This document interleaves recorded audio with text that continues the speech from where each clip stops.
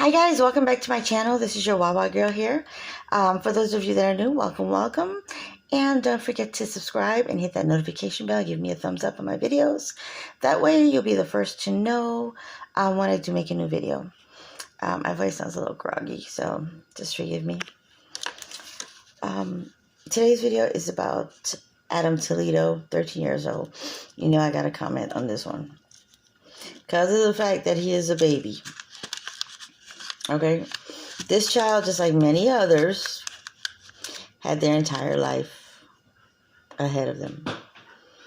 Okay, he was chased by the police, and they said he had a gun. So if he ditched it, by the time he turned around with his hands up, he was shot.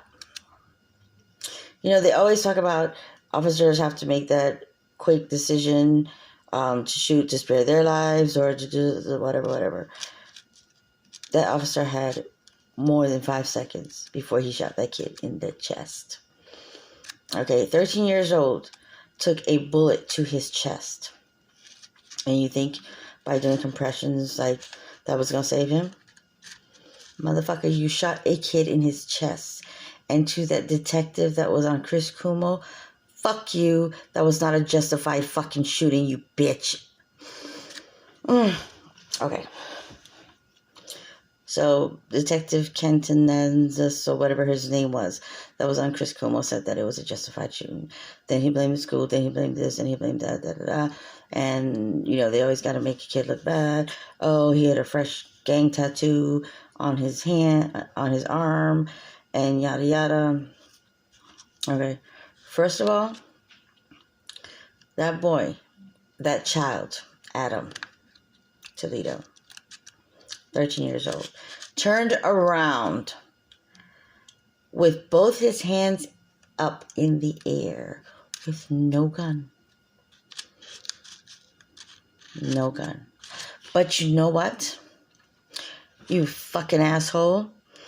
If you guys would train your cops the right way, why not train them to wound if they're so trigger fucking happy? Train them to wound. He could have shot him in his leg. He could have shot him in his arm. He could have shot him in his hand. But he shoots a 13-year-old kid with his hands up, no gun, no knife, in the chest, and started doing compressions. You know why? Because he thinks he's going to get away with it, just like Chauvin. Oh, Chauvin will be arrested for murder, but he will be acquitted because he's white and he's a police officer. And to them, they think, oh no, they want to make you believe like whatever drugs Floyd had in his system at the time, or whatever it is, that was what killed him. Let me tell you something. If I go back to Carroll City right now, and those base heads that I see walking through the flea market, I bet you they motherfucking ass still alive. Okay, so don't even try to go there with, oh, the drugs killed him, the drugs did this. If Chauvin wasn't on his neck for 9 minutes,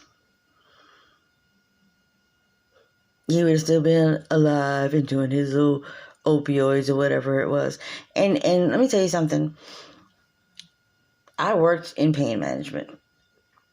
And yeah, people take opioids because there's something called ongoing pain. Whether it be from a car accident, a slip and fall. People are suffering from pain. And when you get older, it gets worse. Hell, I fell in Publix in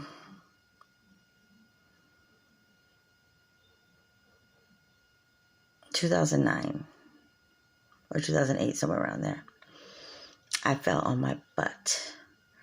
No, I'm lying. I fell on my knee first, and then I tried to get up, and I fell backwards on my butt. And ever since then, I have pain. Pain. But I deal with it. I take ibuprofen 800 milligrams. Everybody deals with their pain different. Would I love to be taking something stronger? Fuck yeah. But In Florida, they're not giving you pain pills anymore unless, oh, there is chronic pain. Unless you're like in the hospital, and then they give you like 10, 15 pills when you go home or whatever the case may be. I just have to give my ibuprofen and I'm straight. But yeah, guys, you don't know what happens in people's life. But for you to sit there and fucking make that kid out to be like this fucked up person and he deserves to get shot, and even though he didn't have a gun, he ditched his fucking gun. If you guys says it's his or want to say it was his or whatever it was, a gun was found there and it looked like it was out of bullets to me the way it was cocked back. But I don't have a gun, so I wouldn't know. But detective, you're an asshole, and you need to be fired for making a comment like that, saying that was a justified shooting. It wasn't a justified shooting. The kid turned around with his hands up. Enough time for you guys to get that picture of him with his hands up and empty. And he took a bullet to his chest with what, a 9mm?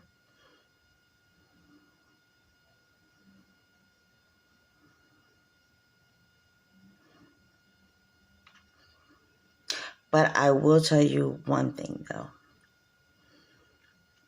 I blame the parents.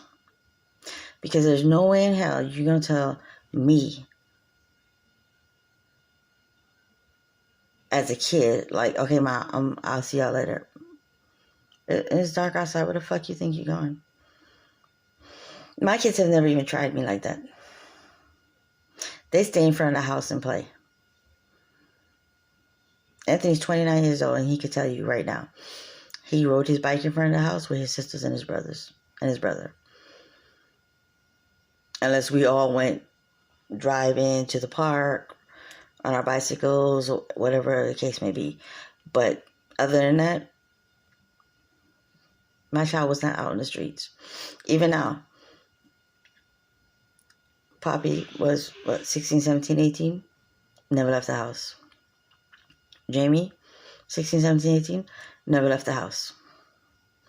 Jasmine, 16, 17, 18, never left the house. She wanted to go to her friend's house, I took her to her friend's house. I met their mother and I met their parents and I stayed there and whatever it was, and then we left. I ain't leaving my child just because I just met you just one time. No, I'll be outside in the car, or why don't you guys come outside, we'll all hang outside and talk, or whatever the case may be. I ain't leaving my child over your house and I just met you. It's going to take some time. But you come over to our house too, like Melissa. I take her to see Melissa. Melissa's mom comes here to drop her off. We knew each other like that, like Xavier. Xavier knows Poppy from school. Matter of fact, when we moved to a new complex and James missed the bus, Xavier didn't even know him, but he knew he was on the bus with him. Xavier stayed back with him until they called us to pick him up. Say, hey, your son missed the school bus, da-da-da. So we ended up taking, I think, Xavier and Poppy home. But come on, a 13-year-old out on the street this late at night. I see it like this, and I don't give a fuck who don't like it, or whatever it is. Let me fucking tell you something. You moved into a neighborhood where you know there are gangs are. And you don't have a grip on your kid, your child's going to be out there with them gangs. How to stop it? Move your ass out of that community. Go find a place somewhere else. Fucking move to Georgia, move to Florida, move to New York, move wherever. Not to say like, I mean, there's a lot of gangs in New York. You got Crips and Bloods and shit like that. But, and then you got the,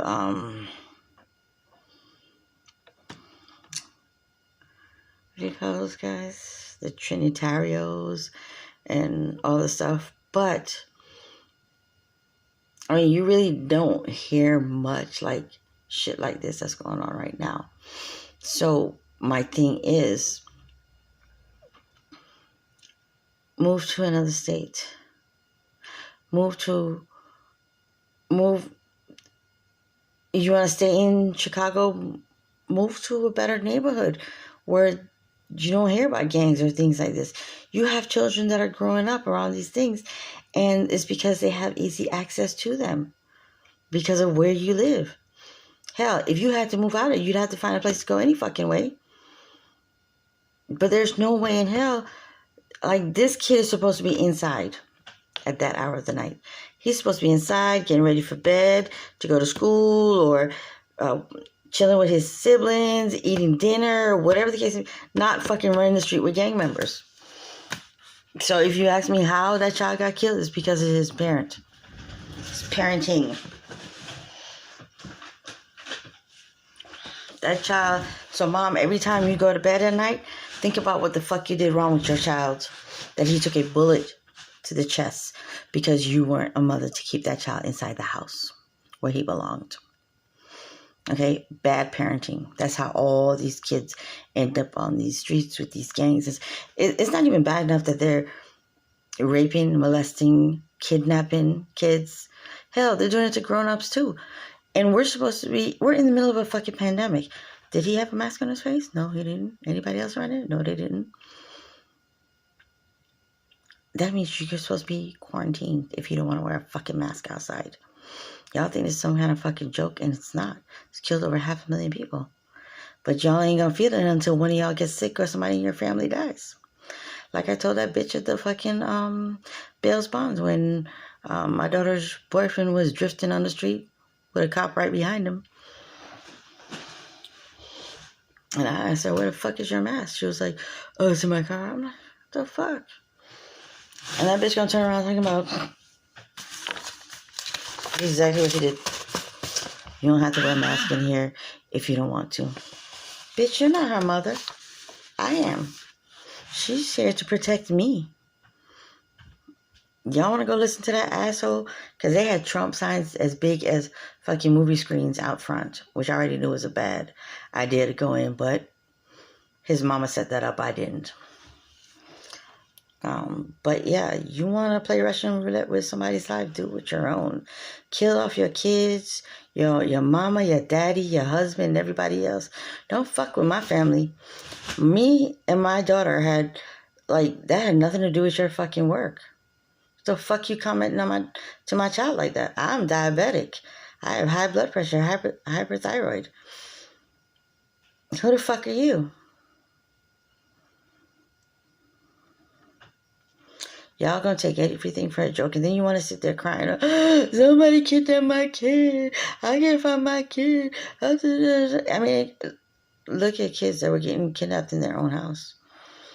But y'all sitting out there letting your 13-year-old run the streets and run the streets with gang members? What I want to know is the guy that they arrested with, that was with the kid when he was shot, when he was murdered. Was that mom's boyfriend?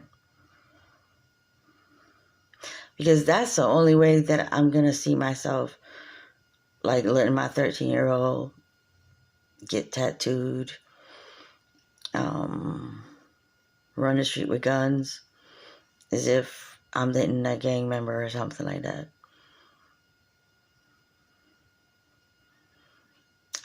I really can't see that far. I'm just not understanding why this baby was not home sleeping. Or just at home, period. Why was he out on the streets? Let me tell you something. The first time my son come home with a gang tattoo, I'm putting my house up for sale the next day. And ain't nobody knowing where the fuck I'm going. And then I'm taking his ass back to the tattoo parlor. And then we gonna put mom over that bitch. Okay? Point blank. That child should have been at home in his bed instead of dead out there on the streets. And for that detective to paint that really dirty, fucked up picture about this kid and say that it was a justified killing, it was not. He was shot down in cold blood. Point blank. His hands were up. His hands were up. He had nothing in them. He was scared. He was frightened. He had a gun drawn on him. And that cop, if he was trigger happy, he should have shot him in his leg. if he was that pissed off for chasing him. If there was anybody that was shot in those cars, they never said. Apparently, no one was hurt, thank God.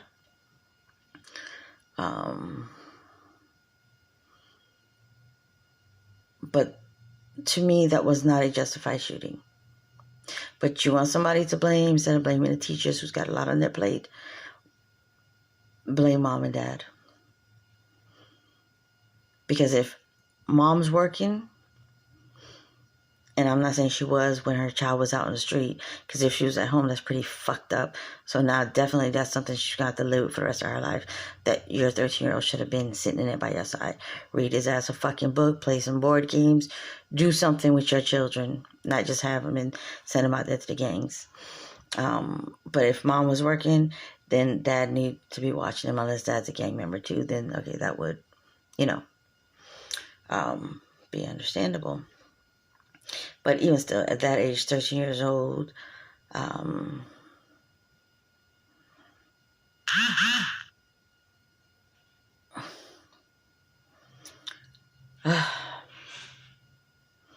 being a parent never ends. And this is something you're going to have to see for the rest of your life. I hope if you have any other children, they're not running the streets at that time of night. Be it boys, girls, it don't matter. People are kidnapping children. People are dying of COVID-19 out there. People are raping children. Obviously, cops are shooting children. So you need to keep the rest of your kids in the fucking house, lady. I am so pissed right now. This is a 13-year-old baby that had his entire life ahead of him. George Floyd had his entire life ahead of him. Eric Garner had his entire life ahead of him. Breonna Taylor had her entire life ahead of him. Trayvon Martin had his entire life ahead of him. And everybody else that was shot by police officers. So for anybody to say this was a justified killing, it wasn't.